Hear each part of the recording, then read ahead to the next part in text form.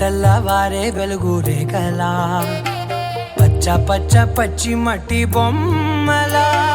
అల్లి బిల్లి వెన్న పాల నురగలా అచ్చ తెలుగు ఇంటి పూల కొమ్మలా దేవదేవుడే పంపగా ఇలా దేవతే మా ఇంట అడుగే పెట్టెనంట బ్రహ్మ కళ్ళలో కాంతులే మా అమ్మలా మా కోసం మళ్ళీ లాలి పాడేనంట.